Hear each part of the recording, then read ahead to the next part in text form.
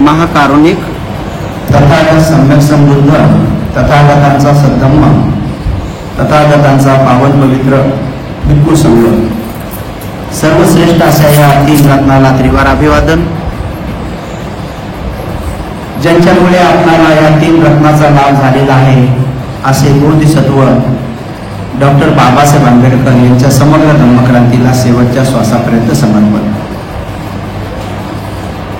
महापुण्यवान या पद्मपाणी परिवारातील आणि आपल्या वर्षावासाच्या कालावधीमध्ये सद्धम्माचं आचरण करण्यासाठी नित्यनियमाने रोज विहारामध्ये येणारे आणि आजच्या दिनी उपस्थित असलेले सर्व माता भगिनी, उपासक उपासिका, बालक आणि बालिकांनी, सद्धम्माच्या वाटेवर जात असताना आपण बाबासाहेबांचं स्मरण करून पुढे निघावं। ते आपल्या दीर्घायुष्यासाठी आणि आपल्या सर्वच प्रकारच्या उन्नतीसाठी आणि विकासासाठी अधिक उत्तम आहे, कारण की आपण त्या पिताचं स्मरण करून आपण आपल्या प्रत्येक कार्याची सुरुवात करतो। तर ते निश्चित स्वरूपामध्ये पायाभूत ठरतं। जसं कुठल्याही बिल्डिंगचा पाया जर मजबूत असेल तर त्या बिल्डिंगला कुठलाही धोका राहत नाही, तसं ज्यांच्यामुळे आपल्याला सद्धम्मा मिळाला त्या महापुरुषाचं जर आपण स्मरण केलं तर आपल्या श्रद्धेला कुठली तडा जात नाही आणि आपली श्रद्धा वाऱ्या वावगानामध्ये विचलित होत नाही। जसे की ती बिल्डिंग मजबूत पायामुळं हलत नाही, डुलत नाही आणि तिला काही होत नाही, तसं आपली सुद्धा श्रद्धा ही अधिकाधिक वाढत जाते आणि अधिकाधिक वाढत गेलेली श्रद्धा एक दिवस आपल्याला शिलामध्ये पुष्ट करते। शिलाचा गुणधर्म असा आहे की जसं वरच्या दिशेला पडलेलं पाणी ते खालच्या दिशेनंच जातं, मग हळूहळू ते जिथं कुठं नाले असतील नाल्याला मिळतं आणि नाल्यांचा गुणधर्म आहे की ते नद्यांना मिळतं आणि नद्या या मोठ्या नद्याला, मोठ्या नद्या उपनद्याला, उपनद्या महानद्याला आणि महानद्या समुद्राला जाऊन मिळतात। म्हणजे वरच्या दिशेचं पाण्याचा गुणधर्म आहे की एक दिवस ते सागराला जाऊन मिळतं। तशा प्रकारे शिलाचा गुणधर्म आहे की शील हे समाधीला जाऊन मिळतं। शिलाला दुसरा रस्ता नाही आहे। शिलाचा एकमेव रस्ता आहे की शिलवान मनुष्य आज ना उद्या, उद्या ना परवा त्याचं मन एकाग्र होण्यासाठी टाइम लागत नाही। तो सहज पुस्तक जरी वाचत असेल तर संसारातल्या सगळ्या पाचही इंद्रियाच्या गोष्टी त्याच्या पूर्ण एकाग्र मनावर आणि डोळ्यावर येऊन जातात आणि त्यामुळे तो एकाग्र चित्ताने अभ्यास करू लागतो। जसं की बाबासाहेब अष्टांगिक मार्गाचं तंतोतंत पालन करतानाचं एक उदाहरण आहे। नानकचंद रंगपिंडीच्या पुस्तकात वर्णन आलेलं आहे की बाबासाहेब अभ्यास करत असताना त्यांच्या दारापुढून एक वरात गेली होती म्हणतात। तुम्ही ऐकलं असेल कोणाच्या भाषणामध्ये किंवा कुठंतरी की वरात गेली होती, तरी बाबासाहेबाला अभ्यासामध्ये एवढे मग्न होते की ती वरात कधी गेली त्याचाही त्यांना आवाज आला नाही। म्हणजे बघा, त्याच्यामुळे बाकीची इंद्रिय शांत होऊन जातात आणि डोळे आणि मन हे एकाग्र चित्ताने तिथं कार्य करू लागतात, कारण हा शिलाचा गुणधर्म आहे की ते समाधीकडे जाते। समाधी, समाधी म्हणजे मनाची एकाग्रता, मनाची एकाग्रता। म्हणून जे लोक शिलवान असतील म्हणजे शील पालन करत जातात तर त्या व्यक्तीचं मन जास्त विचलित होत नाही, त्यामुळं त्यांना वाचन करताना किंवा ऐकताना पण त्यांचं मन तुरंत एकाग्र होऊन जातं। मग ते समोर कोणीही जरी प्रवचन देत असेल, भाषण देत असेल तर त्यांचा शब्द न शब्द त्यांना स्पष्ट ऐकू येतो आणि ऐकल्यानंतर त्यांना तो कळतो आणि कळल्यानंतर त्यांना बसल्या बसल्याच त्याचा अर्थही समजतो आणि चिंतन मनन करून आचरण करण्याची त्यांना गोडी उत्पन्न होते की हा मी असं आचरण केलं पाहिजे, हे चांगलं आहे। तर त्यांना तुरंत कळतं की हा उपदेश आपल्या जीवन जगण्यासाठी, दुःखमुक्तीसाठी योग्य आहे, कारण की त्यांना समाधी लागते। समाधी ही अष्टांगिक मार्गामधील सर्वात शेवटची गोष्ट आहे, परंतु ती सम्यक दृष्टीला पोषक असते, कारण ती सम्यक दृष्टीसाठी बिना समाधीची सम्यक दृष्टी येत नाही। सम्यक दृष्टी म्हणजे हे डोळ्याने दिसतंय, हे फक्त रूप दिसतंय, परंतु जे काही सम्यक समाधीला दिसतं किंवा डोळे बंद केल्यानंतर सुद्धा चिंतन मनन केल्यानंतर जे दिसतं तर ते दिसणं म्हणजे ज्ञानाचं दिसणं आहे आणि त्या ज्ञानाच्या दिसण्यालाच म्हणतात की चांगलं वाईट काय आहे याचा आकलन त्या मनाला होतं आणि त्या मनालाच म्हणतात सम्यक दृष्टी। चांगलं काय, वाईट काय, हिताचं काय, अहिताचं काय, भल्याचं काय, अभल्याचं काय, दुर्गतीचं कोणतं, सुगतीचं कोणतं, काय केल्याने माझं आणि इतरांचं नुकसान होणार नाही आणि काय केल्याने माझं आणि इतरांचं नुकसान होईल हे ज्या मनाला कळतंय त्या मनाला म्हणतात सम्यक दृष्टी. त्या मनाला सम्यक दृष्टी असं म्हणतात. आणि ती सम्यक दृष्टी कधी प्राप्त होते की जेव्हा माणसाकडे शील परिपक्वता येते तेव्हा त्या माणसाचं मन एकाग्र होणं सुरू होऊन जातं. मग एकाग्र मनामध्ये किती जरी आजूबाजूला आवाज आला काय, रूप आलं काय, प्रकाश आला काय, काही जरी झालं तरी त्यांची एकाग्रता सुटत नाही. त्यांच्यामध्ये एकाग्रता आहे की नाही याची बाह्य लक्षणं अशी आहेत की ते जेव्हा त्यांची एकाग्रता असते तर त्यांचं बाह्य लक्षण काय आहे. एकाग्रतेचं बाह्य लक्षण आहे की ते जेव्हा एकाग्रतेला पाहतात आणि जेव्हा एखादी गोष्ट ऐकतात तर ऐकता त्यांच्या चेहऱ्यावर ती गोष्ट समजणं सुरू झाली तर त्यांच्या चेहऱ्यावर थोडी प्रसन्नता येणं सुरू होते. त्यांच्या चेहऱ्यावर थोडंसं टवटवीतपणा येणं सुरू होते. हे त्यांच्या सम्यक समाधीचं लक्षण आहे की हा त्यांना एकाग्रता येणं सुरू झाली, त्यांना कळणं सुरू झालं. मध्ये मध्ये त्यांना आणखी एका गोष्टीची खुशी वाटते की जी गोष्ट सम्यक समाधीमध्ये प्राप्त होते तर मग ती गोष्ट जर समजा भंतेजीने प्रवचनात सांगितली तर मग त्यांना पुरावा मिळतो की हा असं तर मला झालेलं आहे. मग सम्यक समाधीचं लक्षण असं आहे की ते कुठलंही काम करत असताना घरातल्या कोणत्याही व्यक्तीने जर विचारलं की ही वस्तू कुठं आहे तर त्यांनी अर्ध शब्द विचारल्याबरोबर त्यांना ती वस्तू दिसते, ती म्हणजे तिथं आहे. हे सम्यक समाधीचं लक्षण आहे, एकाग्रतेचं. मग त्यांना ते लक्षात येऊन जाते की अरे हे तर मी घरी वारंवार केलेलं आहे. नसता ज्यांची समाधी नीट नसती त्यांना स्वतः आठवत नाही की मी वस्तू कुठं ठेवली. ते बऱ्याच वेळपर्यंत विचार करत राहतात कुठे, मग याच्यावर वसकून धावतात, त्याच्यावर वसकून धावतात, याच्यावर वसकून धावतात आणि मग आपली गोष्ट दुसऱ्यावर ते ढकलू देतात. तूच ठेवली होती, तुला सांगितलं होतं, मग मी याच्याकडे दिली होती, मग ते म्हणते त्याच्याकडे दिली होती आणि ते म्हणते याच्याकडे दिली होती, दुसरं सांगून टाकते मला नाही आठवत कोणाकडे दिली होती. त्यामुळे ते वादंग उत्पन्न होत आहे आणि समाधी नसल्यामुळे कोणाचं मन एकाग्र होत नाही आणि त्याच्यामुळे घरात कलह होतो. बघा, त्यामुळे अष्टांगिक मार्ग हा व्यावहारिक जीवनासाठी किती आवश्यक आहे. म्हणून सम्यक दृष्टी ही सम्यक समाधीसह जर आपल्यामध्ये विकसित झाली तर ती कधी विकसित होते, कारण शीलाचा गुणधर्म आहे की ते समाधीकडेच जातं. समाधीचा गुणधर्म काय आहे? समाधीचा गुणधर्म आहे की ते प्रज्ञेकडेच जातं. समाधीचा ओघ, समाधीची वाटचाल दुसरीकडे नाही, समाधीला दुसरं वाट नाही. समाधीचा गुणधर्मच आहे की समाधी प्रज्ञा बनते. बघा, एक मनाची एकाग्रता म्हणजे समाधी. मग प्रज्ञा म्हणजे काय एका शब्दात? तर प्रज्ञा म्हणजे मनाचं शहाणपण. चांगलं काय वाईट काय बघायचं, म्हणजे मनाचं शहाणपण. बघा, आता या टायमामध्ये जगामध्ये आणि आपल्या अवतीभोवती अनेक असे प्रोग्राम असतील, उपक्रम असतील जे की कदाचित तुम्हाला म्हटले पण असतील तिकडे चला, पण तुमचं मन काय म्हटलं की नाही 6 ते 7च्या दरम्यान मला विहारातच जायचंय. याला काय म्हणतात? प्रज्ञा. प्रज्ञा म्हणजे तुमच्या मनामध्ये एक शहाणपण आलेलं आहे की इकडे गेल्यानंतर मला जे काय ऐकायला मिळेल ते चांगलं मिळेल. मनोरंजनापेक्षा किंवा इतरत्र जाऊन थोडीशी चर्चा करण्यापेक्षा किंवा दुसरं काय जे काम असेल त्या कामापेक्षा हे 1 घंटा माझा इथं चांगला जाईल हे ज्या मनाला कळतंय आणि मग ते मन इथं असतंय. ते मन कोणाला ऑर्डर देते? मी काल सांगितलं, ते मन कोणाला ऑर्डर देते? मोठ्या मेंदूला. आणि मोठा मेंदू काय म्हणतो? लहान्या मेंदूला. आणि मग नंतर ते सांगतात पायाला की आता चाल. मग ते पाय असे उठतात. मग उठले की असं तोंड बिन धुतात, हाताला बी सांगताय की घे तोंड धुवून पटकन. म्हणजे असं तोंडावर पाणी बीट मारतात, मग ते पदर बिदर सावरतात, मग चपला पाहतात आणि मग ते पाय असे तुरू इकडं असे विहाराकडे चालत येतात, इथं चालत येतात. ही सगळी क्रिया कशामुळे घडते माहिती आहे तुम्हाला? ही सगळी क्रिया कोणाचं काम आहे? प्रज्ञेचं काम आहे. आणि प्रज्ञा कोणामुळे आली? समाधीमुळे आली. समाधी कोणामुळे आली? शीलामुळे आली. म्हणजे कोणाचं नाव समजा शिला नाही तुम्ही नसरीचं असं नाव असं त्या चांगली गोष्ट आहे ते समजा तसं प्रज्ञा समाधी कोणामुळे आली? शीलामुळे आली. आता एक व्यवस्थित गोष्ट आहे अष्टांगिक मार्गातली की हे शील कोणामुळे आलं? हे शील कोणामुळे आलं? तर शील हे आलं श्रद्धेमुळं. कोणावर श्रद्धा? बुद्धावर श्रद्धा, धम्मावर श्रद्धा, संघावर श्रद्धा.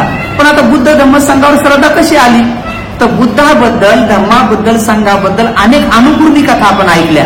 अनुपूर्णी कथा म्हणजे हेच प्रवचन ऐकले, भाषण ऐकले, वाचन केलं, याला अनुपूर्णी कथा म्हणतात.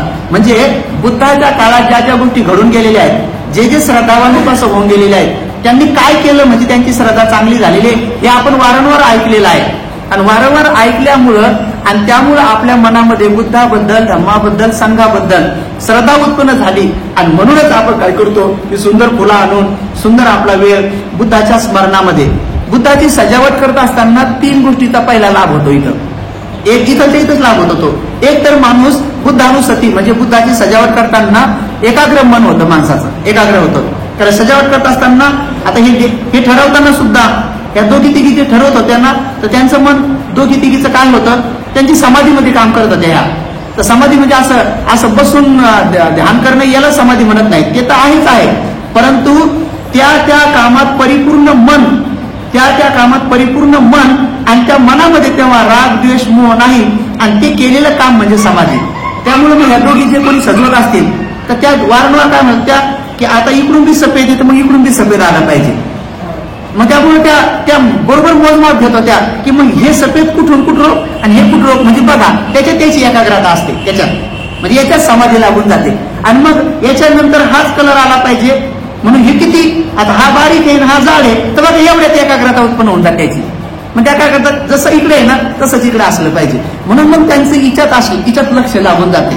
मग त्यांचं मन सगळी इंद्रिय त्यांची बंद होऊन जातात. मग त्यांची कोणती इंद्रिय काम सुरू करतात, हृदयाचं, मन इंद्रिय, आणि नंतर हे डोळे इथं सजावट करत असताना सफेदच्या बाजूला आपण हे करू, मग याच्या बाजूला पिवळं असलं पाहिजे. मग पिवळ्याचा चौकोन तयार करू, मग तो किती जाड असला पाहिजे. बघा एवढ्यामध्ये यांची समाधी लागून जाते, समाधी लागून जाते. म्हणजे मनाची एकाग्रता आणि मनाची एकाग्रता. आणि ह्या कर्माचं जर काही फळ आलं, हे जे आपण कर्म केलं याचं जर काही फळ आलं तर याचं फळ दुःखात येईल का?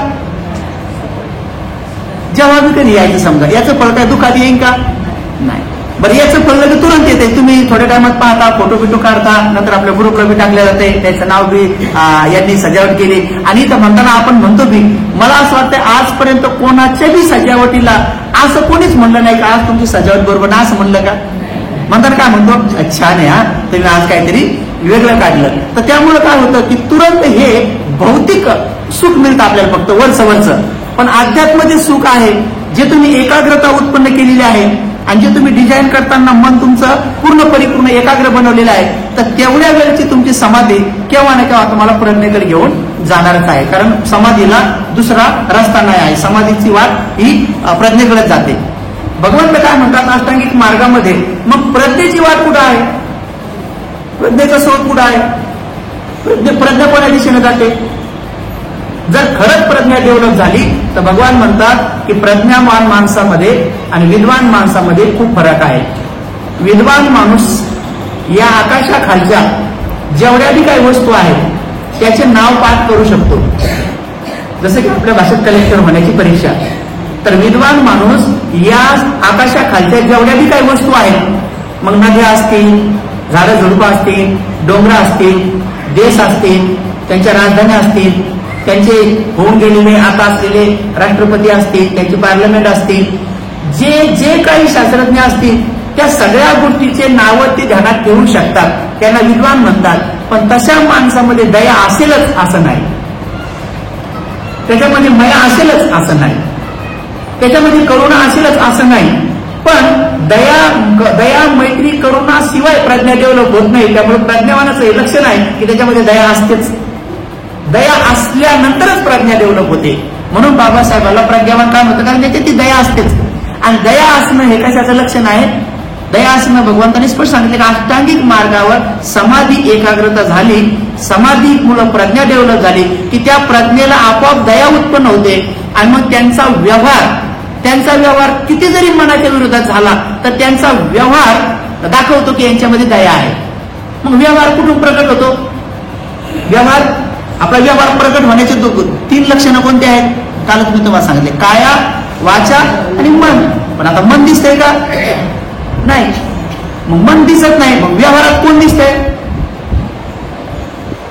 दया प्रकट होण्यासाठी व्यवहारात कोण दिसतंय, तोंड आणि शरीर. म्हणजे सोपं समजण्यासाठी मला पाली भाषेमध्ये जसं आपल्या धम्माचा जर अभ्यास करायचा मग म्हणताना काय म्हणायचं, वाचा आणि काया वाचा म्हणायचं. पण असं म्हणताना आता दया प्रगट करण्यासाठी काय करावं लागतंय, समजा आपल्याकडे एखादं लेकरू आलं आणि ते मिरचीचा हात घेऊन आलं, दणकन आपल्या नाकाला डोळ्याला लावलं की एकदम असं डोळ्यातून पाणी आलं, नाकात शिका आल्या, आता काय तुमच्या मनासारखं झालं का विरुद्ध झालं का नाही मनाच्या विरुद्ध? मग आता प्रज्ञावानाचं काय लक्षण आहे? तर प्रज्ञावानाचं हे लक्षण आहे की त्याची दया प्रकट झाली पाहिजे. दया प्रकट होण्याचे ठिकाणी किती आहेत? 2. तोंड आणि मग काय झालं? त्या लेकरं तसं केलं तरी त्याच्या पाठून हात फिरवला, थोडा मुका घेतला, असं नाही करू म्हणून दिलं सोडून. काय झालं हे? पण जसं इकडे डोळ्यात आग झाली की 2-4 आशा लावून दिल्या, आशा लावल्या की ते काय चलचल मुतलं, आपलंच हल्लं जोर करा जितकी इकडं आग तेवढं जोरात. तर हे जे तुम्हाला संयम नव्हता 2 मिनिटाचा, कशामुळं? मनाची एकाग्रता नसल्यामुळं. आलं तुम्हाला व्यवहारात अष्टांगिक मार्ग? म्हणजे व्यवहारात अष्टांगिक मार्ग असणं किती आवश्यक आहे पहा ना. किती मिनिटाचा संयम आहे. किती जरी चटणीची, मिरचीची किंवा कुठल्या प्रकारची जर आग असेल तर 10-15 मिनिटांनी काय होती ती? मग नष्ट होणे. अनित्य बोध बघा. आला अष्टांगिक मार्ग अनित्य. बुद्धाला काय शिकवलंय तुम्हाला? सर्व काही अनित्य आहे. मग तुम्ही वाचलंय, ऐकलंय, पण ते वाचून ऐकून व्यवहारात जर नाही तर काय होईल? मग कधी व्यवहारात तुमच्या मनाच्या विरुद्ध झाल्यानंतर जर तुमच्याकडे समाधी असेल आणि समाधीला जोड प्रज्ञेची असेल तर या दोन्हीला काय म्हणतात? सम्यक दृष्टी. बघा आलं लक्ष तुम्हाला? याचं नाव सम्यक दृष्टी का म्हणून पडलेलं आहे? कारण तिच्या मनात एकाग्रता बी असते आणि ती तस्य शहाणपण बी असते, सांगून पण प्रज्ञा. मग हे डेव्हलप असल्यामुळं, माणसाकडे सम्यक दृष्टी असल्यामुळं त्याला दुसऱ्या सेकंदात काय उत्पन्न होते? आता झालं ते झालं, याला 2-4 सापटा हाणू न काय, मारू न काय, काय होते? मग ती मम्मी काय करते? त्याला जवळ घेऊन म्हणून 1-2 त्याचा मुका बिका घेते आणि लाड करते. हे झालं दयेचं लक्षण. हे दयेचं लक्षण. पण याच्या पुढे अनेक तुम्ही व्यवहारात पाहिला असाल की अनेक लेकरं काय करतात की आपलं इकडे लक्ष असूच तर तिकडे लेकरू झोक्यातून कधी उठलं, कधी खाली आलं, आपल्या लक्षात बी नाही आलं. 2-4 ठिकाणी पिळकून ठेवलं आणि सारवून बी ठेवलं. असं त्याने सारवून बी ठेवलं आणि थोडं बहुत तोंडाला लावून बी घेतलं. आता अशा अवस्थेमध्ये आईला पाहिलं तर आईनं पाहिलं तर त्याला धरधर कुचलं हानते का हसते? मा काय केलं रे, असं काय करू मा, असं काय करतो. ते आपल्याकडे धावत येत, आपण काम म्हणत्या. पण एवढंही करून त्यानं नाहीच ऐकलं, दणकन अंगाला. आता जाऊन कुठे जाणार? ते मम्मी सोडून दुसरीकडे कुठे जाणार आहे? जसं समाधीला प्रज्ञेशिवाय दुसरीकडे रस्ता नाही, तसे लेकराला मम्मी सोडून कोणाकडे रस्ता आहे? समजलं तुम्हाला? ती मम्मी सोडून कोणाकडे जाईल? आणि सर्वात सुरक्षित जागा, सर्वात सुरक्षित पंख मम्मी सोडून कोणता आहे? जसं की कोंबडीचं पिल्लू घार आल्यानंतर सर्वात अगोदर कुठे जाते? पखाखाली. आता आपल्याला माहिती आहे तिचं पख एवढं मजबूत आहे का घारी ती त्या कोंबडी सगळं उचलून देते. कधी कोंबडीला उचलून गेलं तर ती पिल्ले पाहतात माय कुठे गेली, मम्मी कुठे गेली. पण तरी त्यांना सर्वात सुरक्षित जागा कोणती वाटते? मम्मीचं पख. ते बिचारा लेकरू आलं आणि यदा कदाचित तुमचं अंगाई भरवलं, कपडे भरवले, तरीही मम्मीला त्या लेकराबद्दल काहीही राग उत्पन्न होत नाही. तर मग बुद्धाने काय सांगितलं इथं? सेम तुमचं चित्त सगळ्या दुनियातल्या लेकराबद्दल जर बनलं तर समजून घ्यायचं तुमच्याकडे सम्यक दृष्टी आहे. आणि ते कर्णिमत सुतात काय सुतात आहे? कर्णिमत सुतात यांचं वर्ण आलेलं आहे. कर्णिमत सुतात कर्णिमत कुसलेन यंतं संतं पदं अभिसमेच सबको उजूच सोजूच सुवचोच समुद्वानती मानी. तिच्यामध्ये पुढे सांगितले एकुलत्या एक मुलाला आई ज्याप्रमाणे जपते आणि एकुलत्या एक मुलावर सगळे कामं सोडून त्याच्यावर सारखं तिचं लक्ष असतंय.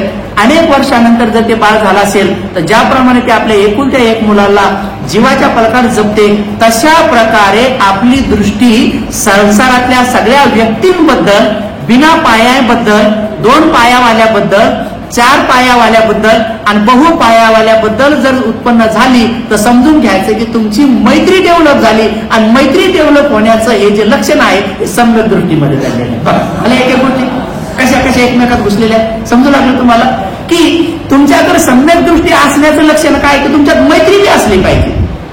नाही तुम्ही समाजाकडे सम्यक दृष्टी मैत्री नाही. भगवान काय म्हणतात? हे फक्त अभ्यासापुरतं होऊ शकतं. अभ्यासात समजा तुम्ही कुठली परीक्षा दिली तर अष्टांगिक मार्गावर 100 पैकी 100 कोणाला मार्क मिळू शकतात. पण व्यवहारात जर पाहिले तर त्यांना 5च मार्क मिळतात. एखाद्यानं परीक्षा नाही दिली पण त्याच्या व्यवहारात असतील मार्क आहे तर त्या व्यक्तीला 95 मार्क मिळतात. मग कागदावरले मिळालेले 95 मार्क पण व्यवहारामध्ये 5च. पण एखाद्या व्यक्तीने परीक्षा नाही दिली, समजा कुठे अष्टांगिक मार्गावर परीक्षा नाही दिली पण त्याचा व्यवहार सांगतो त्यांचं चालणं बोलणं बसणं उठणं सांगतं की त्यांच्याकडे सम्यक दृष्टी आहे. म्हणून तुम्हाला आणखी एक सांगतो, एकच सेकंद आहे, कोणी पण असं धरून असं हाणतंय. कधी कधी काही नवरा बी बायकोला रागात भरात असं पटकन हाणतोय आणि मग भलं 2-4 महिने रडतं तिच्या पुढं, जाऊ दे ना पण आता डोकं कुठलं त्याचं काय. आणि असं मी तुम्हाला जिवंत उदाहरण सांगतो की आम्ही ज्या वाड्यात राहत होतो ते दादा त्या वहिनीला लय जीव लावायचे. पण एक दिवस काय झालं काय माहित, पेताच त्यांनी असं पाणी मागितलं.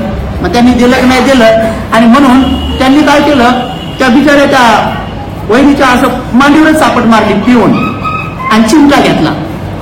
आता जोऱ्याने चिमटा लागल्यानंतर त्यांनी मागं पुढे पाहिलं नाही, तेच दिली चापट लावून नवऱ्याच्या तोंडात. आता दोघंच होते बरं, दुसरं कोणतं होतं घरात, त्याचं सुरू होतं. आता त्या बिचाऱ्याला त्या यायला बी रागाला म्हणून सहज मारली, आणि त्या मारली म्हणून जी बॉटल होती दारूची ती डोक्यातच पडली. ते इतकं तुटूनच आलं नाही. आणि जे भळबळ रक्त. मग आम्ही विद्यार्थी होतो बाजूला, मग आम्ही गेलो तर मग अर्धा मग 2-4 जणांनी बिचारी मावडी उचलली. मग आम्ही समजा आता आम्ही विद्यार्थी हा, पण ते 2-3 महिने तिच्या पुढे रडतच होते. आता खरंच तयार होते बरं, असं दोघात कधी भांडण नव्हतं काय, पण किती वेळाची गोष्ट होती ही बघा. आता इथं मनाला समाधी पाहिजे, पण यांच्याकडून अपेक्षाच नाही, कारण यांचा मनावर संयम नाही, कारण यांनी सुरामेरमध्ये केलेलं आहे का, सील आहे का इथं नाही. मग सील नसल्यामुळे समाधीपत्ती आहे का नाही, आणि समाधी नसल्यामुळे प्रज्ञा होईल का, आणि प्रज्ञा नसल्यामुळं मैत्री उत्पन्न होईल का. आणि त्याच्यामुळे सम्यक दृष्टी जर 1 सेकंद जरी तिथं हजर नसेल, सम्यक दृष्टी जर हजर नसेल, तर तो पुढचा जो परिणाम येतो हातानं किंवा तोंडानं, तो कसा येतो, दुःखाचा येतो. म्हणून हातानं आणि तोंडानं जो बी काही व्यवहार करायचा आहे तर तो पहिलं मनामध्ये मैत्रीचा सराव करावा लागतो, आणि सम्यक दृष्टी ज्या व्यक्तीकडे असते त्याचाच मैत्रीचा सराव जास्त होतो. आणि म्हणून ध्यान केल्यानंतरच मैत्री वाढते असं नाही, ते तर करावंच लागतं. आणि म्हणून बघा, बिना समाधीचं या संसारामध्ये कुठलंच काम होऊ शकत नाही. आणि हे विहारानं शिकवल्या जातं, आणि बुद्धाच्या तत्वज्ञानातच शिकवल्या जातं, बाकीकडे कुठेही शिकवल्या जात नाही. परंतु जगातल्या सगळ्या लोकांना बिना समाधीचं सुखी जीवन जगता येत नाही. कसं, एक गृहिणी बिना समाधीचं नीट स्वयंपाक करू शकत नाही, कारण तुम्हाला स्वयंपाक करत असताना तुमचं मन त्या पिठावर आणि त्या पाण्यावर एकाग्र असलं पाहिजे, तेव्हाच करेक्ट पाणी पडतंय आणि बरोबर पीठ मऊ येते तेवढं पाहिजे. नसता पीठ कमी झालं पाणी जास्त झालं तर ते पतलं होते, नसता पाणी कमी पडलं पीठ जास्त झालं तर ते निबर होते. मग तुम्हाला ते घडी घेऊन ती माव लागते. तर तुमचं मन कुठं पाहिजे, पीठ मळताना एका गृहिणीचं मन जर त्या पिठात आणि त्या पाण्याच्या याच्यामध्ये जर नसेल तर मग स्वयंपाक नीट येत नाही. मग बाकीच्या भाकरी तर फुकतात आणि याच्या फुकतच नाही, मग घरात भांडण होते. बघा, ही छोटी गोष्ट आहे, परंतु आता ही जाणार कुठे, बघा कुठे चालली. मग ते काय सांगतात की तुझ्या हातच्या चपात्या फुगतच नाही. मग ह्या म्हणतात जिच्या फुगतात तिला सांगा. झालं आता कुठं इथं बघा, हे तुम्हाला वाटते म्हणजे व्यवहारात अष्टांगिक मार्ग असणं किती गरजेचं आहे बघा, किती गरजेचं आहे. जर इथं समाधी असती तर पुढे बोलायला जागा होती का नाही. बरं समजा ते बोललेच यायच्या पुढे टिक्क्याला मुडी मारायची गरज होती का, की मग जिच्या हाताने फुकतात तिला सांगा. वाढवलं का, वाढवलं हा. मग आता वाढवल्यामुळं जिच्या हाताने फुकतात तिच्याच हाताने आणा, आणि बरं काही दिवसानंतर म्हणे मग कोणाच्या हाताने फुकतात.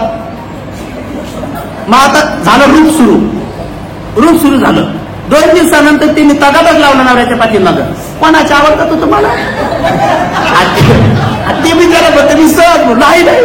आता यांनी काय केलं, रूप बनवणं सुरू केलं. रूप कशामुळं, मनाची एकाग्रता नसल्या कारणानं रूप तयार होत जाते मनात. रूप.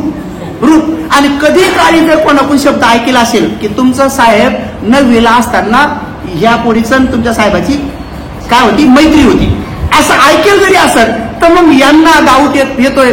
मग ते म्हणते का ती आमकी तुमच्या ऑफिसलाच म्हणतात. ते म्हणते हो. तुम्ही 8वीतली क्लासमेट आहे. ते म्हणते हो.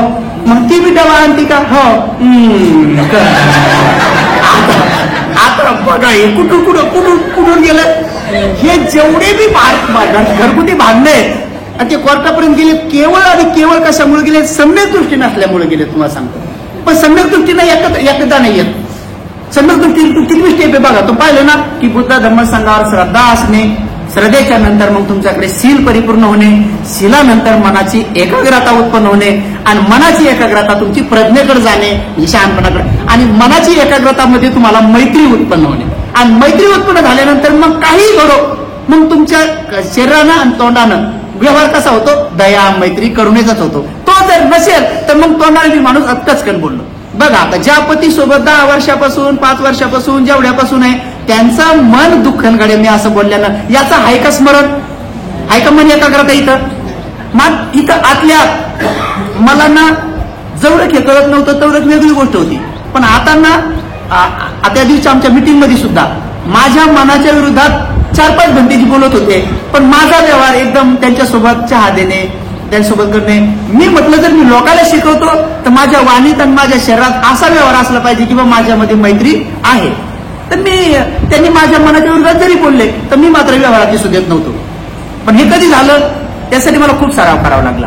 मग जर मला विपස්සना भेटली नसती, याच्यावर मी खूप सराव केला नसता, आणि वारंवार मनाच्या विरोधात, बघा माझी कुठलं बी प्रवचन संपलं किंवा सकाळी झालं तर मी एक गाथा म्हणतो, अवश्य म्हणतो.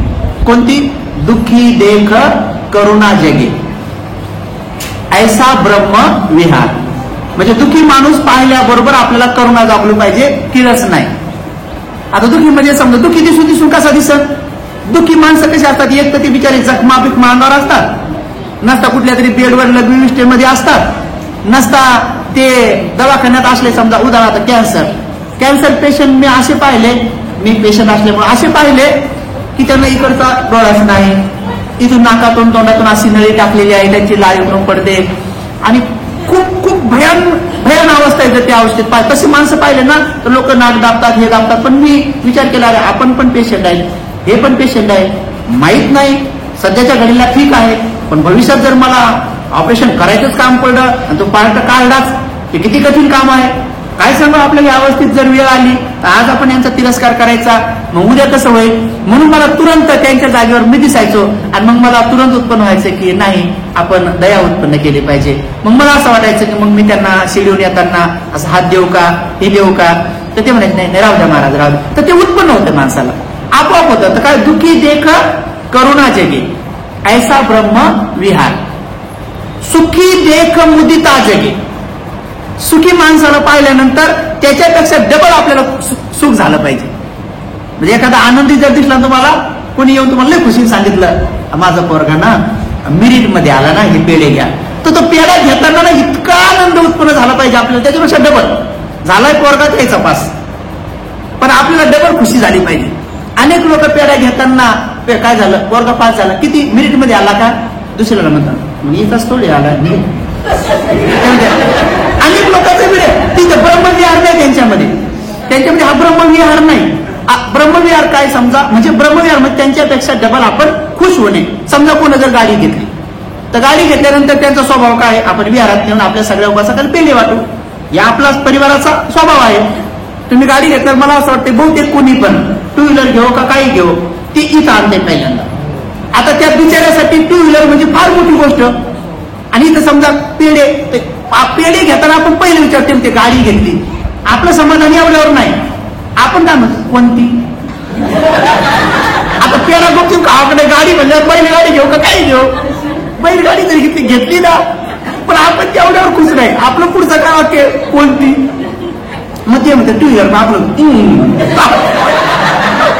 म्हणजे त्याची खुशी किती आहे, त्याचं पूर्ण जीवन गेलंय सायकलवर, त्याला 2 व्हीलर भेटतात नाही, त्याच्या आईचा चेहरा पहा, त्याच्या पत्नीचा चेहरा पहा, पत्नीचा चेहरा तर हेलिकॉप्टर मध्ये बसल्यासारखा, सायकलवर गेली बिचारी जीवनभर, त्याच्यामुळे त्यांची खुशी आहे. तर त्यांच्या खुशीमध्ये जर डबल आपली खुशी जर असेल तर कसं म्हणायचं, पेढा घेतला, हो बाळा तुझे लेकरं ना, तुझे पोरं नोकरी लागल्यानंतर ना तुला 4 व्हीलर बी हो, तुझं खूप किती खुशी वाटेल त्यांना.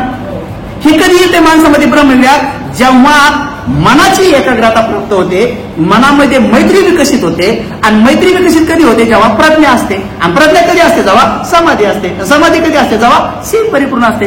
आणि म्हणून हे काय आहे, अष्टांगिक मार्गामध्ये सम्यक दृष्टी एवढं सगळं असल्याशिवाय उत्पन्नच होऊ शकत नाही. म्हणून सुखी देख मुदिता जगे, सुखी पाहिल्याबरोबर अनेक लोक काय करतात, कोणाच्या ग्रहमंगल प्रवेशाला जातात, आणि त्याची इच्छा आहे आमचं ग्रह मंगल प्रवेश व्हावा, आहे का नाही. आता सगळ्यांचं मन मंगल पाहिजे का नाही, त्याचे पडदे पाहून इकडे नवऱ्याला खुशी, त्याचे पडदे पाहून असे आणायचे असतात. याला म्हणतात पडदे. ते नवरा म्हणून अनेक नवरे बायकाला सगळ्याला भेटात. ते म्हणते मग सगळं द्यावं तर ह्या त्याच्या घरातली वस्तू पाहिल्यावर बघा म्हणते तुम्ही आणलं माय या असं आहे का रे? तसं कधी नाही म्हणू, तसं कधी नाही. उलट काय म्हणलं पाहिजे, किती चांगली गोष्ट आहे, किती प्रसन्नताची गोष्ट आहे. म्हणून कोणाच्या बी खुशीमध्ये तुम्ही जर डबल खुशी होत असाल तर त्याला ब्रह्मविहार म्हणतात. आणि ब्रह्मविहार हे जे आहे तर भगवंताने सांगितलेलं आहे की हे ब्रह्मविहाराचं लक्षण सम्यक दृष्टीवान माणसामध्ये डेव्हलप होत आहे. बिना सम्यक दृष्टीवाल्याकडे ते डेव्हलप होत नाही. दृष्टीमध्ये सम्यक शब्द वारंवार येतोय.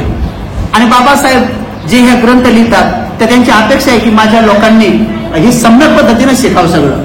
दृष्टी तर कोणी सांगू शकतं, दृष्ट्या तर खूप आहेत. हे जेवढे मी दवाखाने डोळ्याचे हे दृष्टी नीट करण्यासाठीच आहे.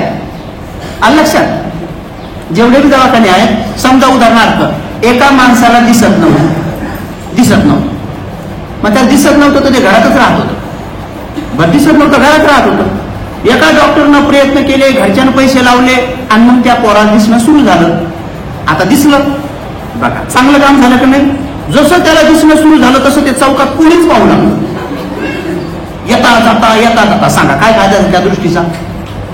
समजलं तुम्हाला? दृष्टी पण सम्यक कुठे आहे? सम्यक कुठे? कुठं आलंय शील, कुठं आलं समाधी, कुठं आली प्रज्ञा, कुठे मैत्री, कुठे करुणा आणि कुठेही त्याच्या संग जोड. तर सम्यक दृष्टीचं लक्षण कशात असतं? ह्या मास दृष्टीमध्ये नाही.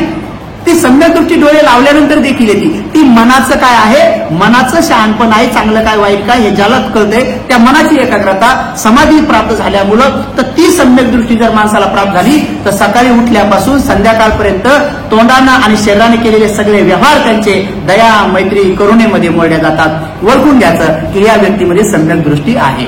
म्हणून तुम्ही इथं उठताना बसताना तुम्ही नेहमी ध्यानात ठेवा. बापरे, पण तिने काय सांगितलं, उठताना पण काही लोक आता दरवाजात आहे, कोणाकोणाला सवय असते दरवाजातच उभे राहायचं. आता आपण चाललो, कोणी तिथे दरवाजात उभं राहिलं. आता असं म्हणायला काय हरकत आहे, थोडं बाजूला होता का, आपण बाजूला झाला असता चांगलं होईल. किती चांगलं वाक्य आहे, वा बाजूला. आता किती वाक्य सेम आहे का नाही? कोणी असं म्हणतात, मग कवरात राहता उभ्या कोण होतं तर त्याच्या पुढं जाऊ देतो का नाही? आता बघ तुम्हाला कोण तेवढं सांग. आता हे सगळे वाक्य कशाचे लक्षण आहे? इथं काय आहे, अंदर क्या आहे, वो सब का आता या अनिवार्य, दुसरं काय?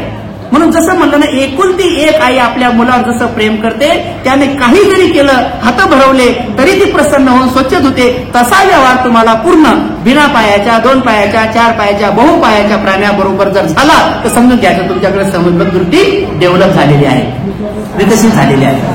आणि मला असं वाटतंय, मी अशी आशा करतो की पद्मपाणी परिवारातल्या लोकांची ही सम्यक दृष्टी डेव्हलप व्हायला टाइम लागणार नाही. जी की तुमच्याकडे सध्या आहे तिला विकसित करताना, व्यवहारात तुम्हाला दाखवताना निश्चित स्वरूपामध्ये ती वाढीस लागेल. आणि असे सम्यक दृष्टीवान निर्माण करणारे विहार जर 5-25 जरी या भागात झाले तर तो प्रदेशच बौद्धमय झाला असा त्याचा अर्थ होतो.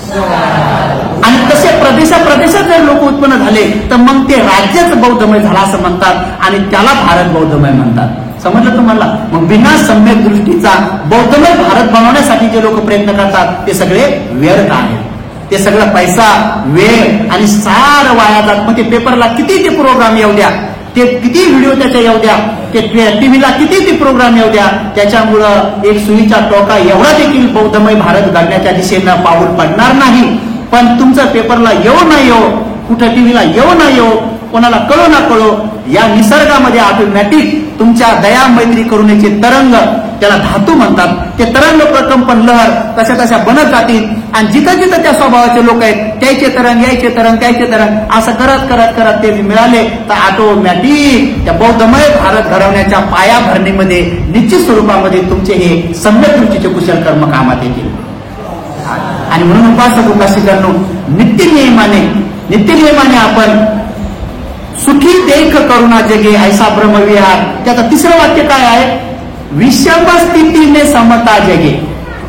विषम स्थिती म्हणजे आपल्या मनाच्या विरोधात घडलं तरी तुमच्याकडे समता असली पाहिजे. विषम स्थिती में समता जगे ऐसा ब्रह्मविहार. आणि सभी के प्रति मैत्री जगे ऐसा ब्रह्म विहार. म्हणून बघा, एक साधी गोष्ट आहे, साधी गोष्ट असते की जेवढं आपल्या एकुलत्या एक मुलांवर एखादी आई प्रेम करते तेवढा व्यवहार तुम्हाला जर वाढवायचा असेल तर तथागत भगवान बुद्धाचा शिष्य झाल्याखेरीज हे कोणाकुणही शक्य नाही. म्हणून बुद्धाला शरण, धम्माला शरण, संघाला शरण जावं लागतं. ही पहिली शरण आपली नीट सुधारली पाहिजे. ज्या व्यक्तीची आचरण करून सम्यक दृष्टी प्राप्त करून जो खरं बुद्धाला शरण जातो त्याला भगवान बुद्ध म्हणतात मी माझा अनुयायी मानायला तयार आहे. जो दृष्टी प्राप्त न होता बुद्धांनी शरणंगाच्या मी म्हणला तरी बुद्ध म्हणतात मी वाट पाहू नये, मी अजून त्याचा पिता झालो नाही, मी त्याचा गुरु झालो नाही. बुद्ध म्हणतात तो जरी सांगत सुटला की मी बुद्धाला शरण गेलो, तो सांगतो बुद्धांनी शरणंगाच्या मी. कितीतरी लोक बघा, दया नाही, मनामध्ये दया नाही. लग्नाकार्यात ह्या गोष्टी तुम्हाला पाहायला मिळतात. लग्नात लोक एवढा आजूबाजूला गोंधळ असतो आणि तरी भंतीजीच्या पाठीमागं म्हणतात बघा बुद्धं शरणं गच्छामि, आणि तेवढ्यात लेकरू उडी मारते पुढून. एखादं लेकरू दुसरी असं बरं याचे डोळे लागले लगे बुद्धं शरणं, दणकन लागलं नाकाला. आता याचं बुद्धं शरणं डोळे फुटले काय आलायचं? आहे का थोडी तरी दया, आहे का थोडी तरी मैत्री, आहे का थोडी तरी करुणा? बघा लेकरू गेलं किंवा कोणी एखादी बाई जरी गेली तर नीट चालाव ना. इकडे वंदना सुरू आहे ना. जर कोणी एवढं जरी म्हणलं की वंदनकडे थोडे पुढं व्हा, पुढे येऊन बस, पुढं व्हा म्हणण्याचं मी लागणे आजकाल. थोडं सर पुढं व्हा म्हणलं ना, पुढं व्हा म्हणल्यावर मी पुढं देतो का?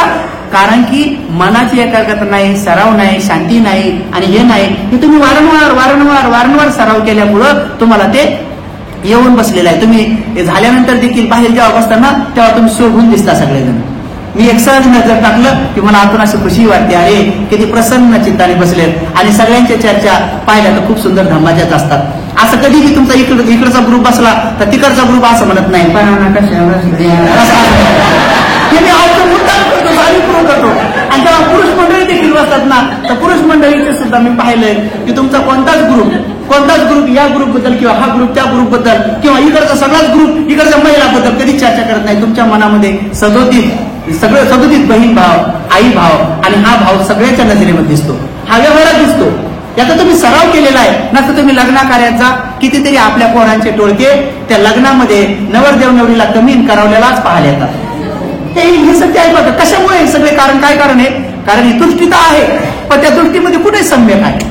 सम्यक भाव कुठे आहे? दृष्टी. आता सांग, आता दृष्टीमध्ये ते चष्मे लावलेले येतात, एकदम परफ्यूम मारून काय काय करून येतात, परंतु बघण्याचा जो भाव असतो तो त्यांच्या चित्तामध्ये दया, मैत्री, करुणा बिलकुल नसते. दया, मैत्री, करुणा नसल्यामुळं तो भाव विकसित होत नाही. म्हणून अनेक असे विहार मी पाहिलेत.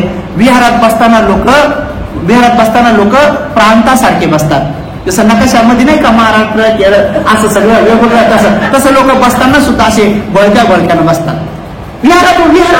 विहारात असे मी लोक पाहिले बळक्यानं बसतात आणि समान स्वभावाचे लोक ग्रुप करतात आणि समान स्वभावाचे लोक ग्रुप केल्यानंतर त्यांच्या चर्चा त्यांच्या स्वभावानुसार चालतात.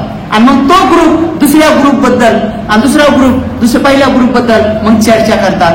परंतु एवढ्या वर्षामध्ये मी पद्मपाणी बुद्ध विहारामध्ये असं कधीही पाहिलं नाही आणि ते पुढेही पाहायला भेटणार नाही याची मला शाश्वती आहे. हे सम्यक दृष्टीचं लक्षण आहे.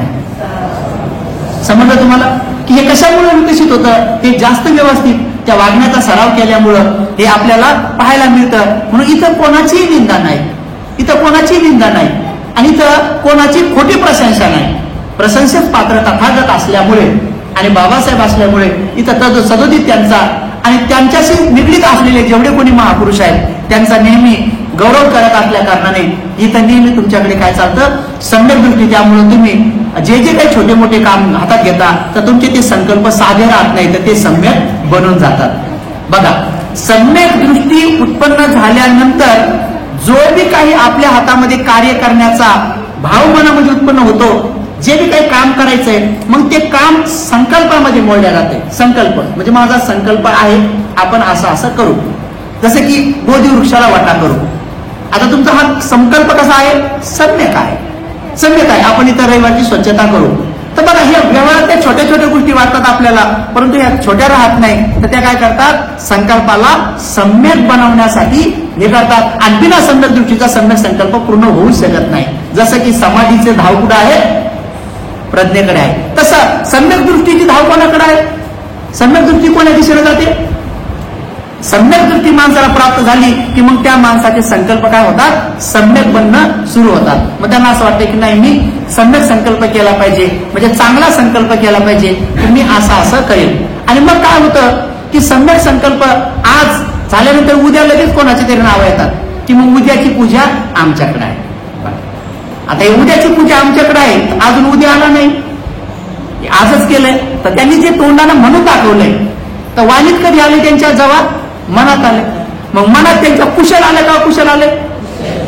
मग जेव्हा माणसाच्या मनामध्ये कुशल उत्पन्न होतंय, ते कुशल मनातल्या मनात जिरून न जाता ते वाणीवर येतंय.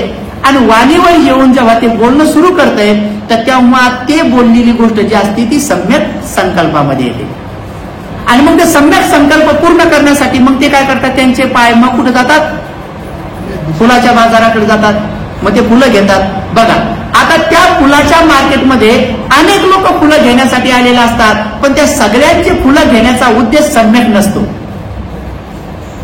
त्या ठिकाणी सम्यक नसतो. तर तुम्ही थोडं जर चिंतन मनन केलं तर अनेक लोक तिथं फुलं घेण्यासाठी आलेले असतात. तिथं काही लोक फुलं घेण्यासाठी आले असतात, तर अनेक लोक गजरे घेण्यासाठी बी आलेले असतात, गजरे घेण्यासाठी. मग तिच्यामध्ये एखादा व्यक्ती गजरा योग्य व्यक्तीलाच घेऊन चालला असं बी नसतंय, असं बी नसतंय. तर एखादा व्यक्ती गजरा कोणासाठी नेतो, गजरा कोणासाठी नेतो की घरची पत्नी सम्यकवान आहे, पुण्यवान आहे, सर्व आहे, पण तिला गजरा एक आणलेला आहे, परंतु मात्र मोठा गुच्छ दुसरीकडे घेऊन जायचं चित्तात आहे. आता बघा वहां पर भी फूल लेना शुरू है, यहाँ पर भी फूल लेना शुरू है. आप लोग बताओ की कोणते फुलं घेताना कोणाचं चित्त सम्यक आहे. विहारात घेऊन चालले फुलं, तर त्यांच्या चित्तात काय आहे, ते फुल घेऊन काय करणार, ती जाऊन बुद्धापुढे सजावट करणार आहे. आणि ते गजरे घेऊन जाणारे हार. आता तो गजरा घेऊन जाणार आहे आणि ठरवलेलं आहे का माझ्या हातानंच लावेल. बरं मग आपल्याला पुढचंच काम केलं, म्हणजे पुढंच केलं काम. आता तो गजरा लावताना बायकून पाहिल्यानंतर बायकून ढळढळच पाहिलं, दुसऱ्या कोणा तरी गजरा घालणं सुरू आहे. अशा अवस्थेमध्ये बायकू त्याला वळण का काय करत समजलं. आणि तसे मार्केटमध्ये खूप जास्त लोक असतात, तसे मार्केटमध्ये खूप जास्त लोक असतात. म्हणून कपड्याच्या दुकानामध्ये असेल, फुलाच्या दुकानामध्ये असेल, सुगंधाच्या दुकानामध्ये असेल, अत्तराच्या दुकानामध्ये असेल किंवा त्या अगरबत्तीच्या दुकानामध्ये असेल, तर सगळेच लोक सम्यक नाही. तर काही लोक राग द्वेष मोहानं काम वासनेनं काही वस्तू घेतात, पण काही लोक अंधश्रद्धेनं पण घेतात. म्हणून बुद्ध म्हणतात अंधश्रद्धा असो का राग द्वेष मोह असो, ती गोष्ट सम्यक दृष्टीकडे जात नाही. तर सम्यक दृष्टीकडे तीच गोष्ट जाते जिथे की श्रद्धा बलवान असते. आणि म्हणून श्रद्धा बलवान करण्यासाठी काय लागतंय, सम्यक दृष्टी लागते. आणि श्रद्धाच बलवान नाही तर पुन्हा रस्ता कुठला. बघा कुठून आलो आपण, तिथून उडी मारली कुठं, श्रद्धेवर. मग श्रद्धा असल्याशिवाय शील नाही, शील असल्याशिवाय समाधी नाही, समाधीशिवाय प्रज्ञा नाही, आणि प्रज्ञा डेव्हलप झाल्याशिवाय मैत्री नाही, आणि मैत्री नसल्यामुळं कुठलाही व्यवहार केला तर तो सम्यक दृष्टीमध्ये बसत नाही. आणि ते सम्यक दृष्टीमध्ये तो व्यवहार न बसल्यामुळे लोक कल्याणाचं बहुजन हिताय बहुजन सुखाय कार्य होत नाही. आणि मग ते कार्य होतं खरी तर थोडे दिवसपर्यंत मान सन्मानाचा सत्कार मिळतो.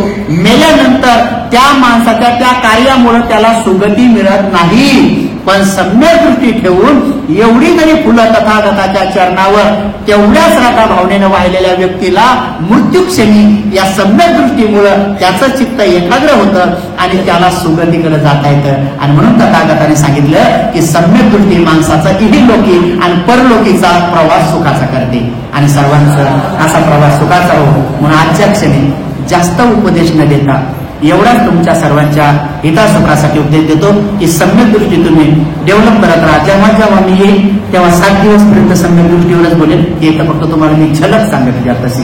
आणि आगे आगे देखो होता है क्या, येतो खाली ट्राय काय म्हणतात त्याला, ट्रायल आहे पिक्चर बाकी का येतो खाली ट्रायल आहे.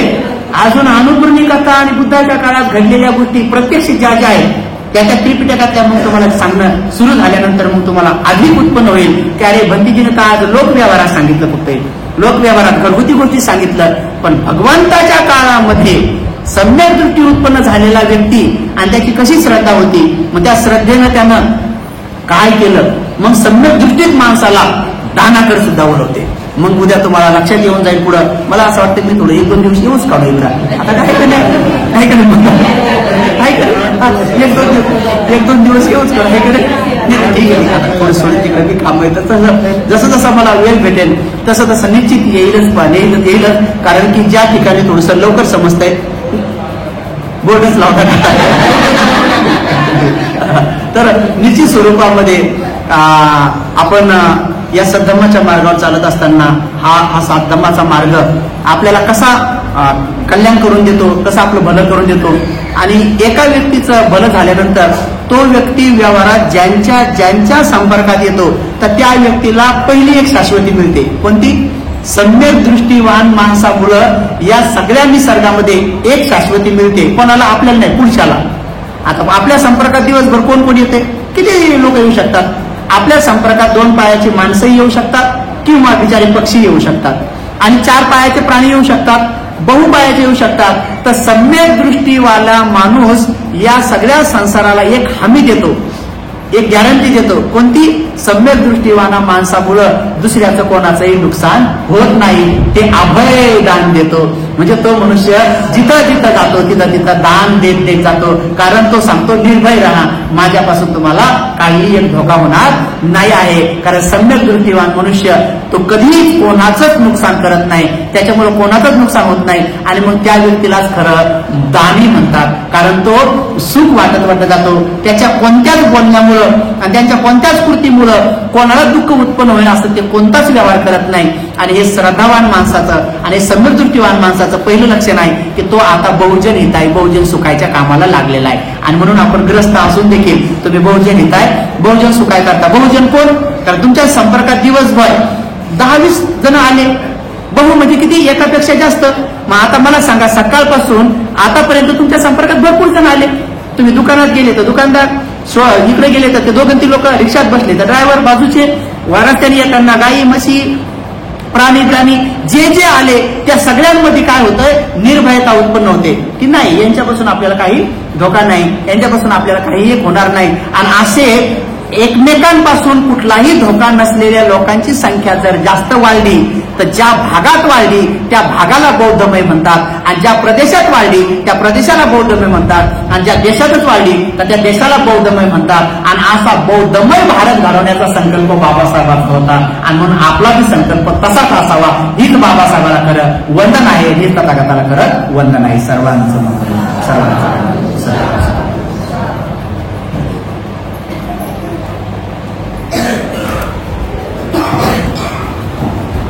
सगळेजण